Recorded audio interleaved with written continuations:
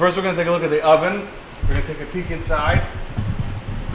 There's a fire in there that I lit some time ago, and I make sure that it's still burning every time I come. I've done that, and it's still there. So come with me. Come. This is our gluten-free. This is our symbol here. Kosher. Actually, this one actually says the blessing that you make. One recites before eating it. Because this is pretzels usually are one blessing, but gluten-free is a different kind. So I wanted to specify it.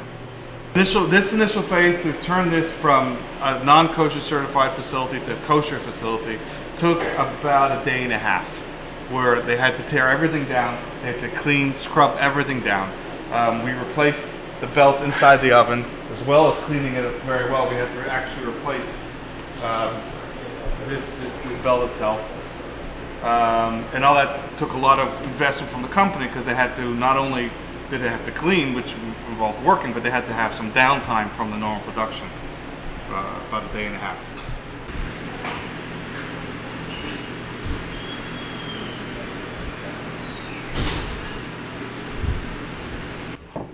Kosher it literally means fit to eat.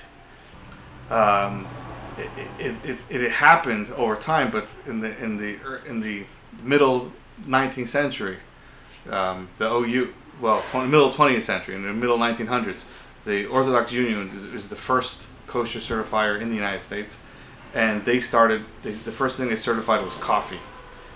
And what's happened, perception of the consumer, even for people who weren't Jewish or weren't observant, started to evolve that kosher means better quality. And many times it does, because there is an additional inspection of the facility on the company to make sure that it's clean, that the ingredients are wholesome ingredients, wholesome, not necessarily healthy, but wholesome, that it abides by Jewish law. And just having another set of eyes on the company often makes the company be sure to adhere to better standards. So we have here, this is one ingredient that I look for to make sure that it's still under kosher certification from the factory. This is the gluten-free pretzel flour. So this here is bags of pretzel mix. It's from PA Dry Mix, which wasn't under kosher certification. So they actually asked me to go out there, and now PA Dry Mix is under kosher certification, LancasterCountyKosher.com. Another thing I look here is the caustic soda. Make sure it's still certified from the factory, and it is. The symbol is right over here, KLPD. Well, I don't know how often the FDA inspects facilities. I know if something is kosher, we're there constantly, all the time. The FDA isn't.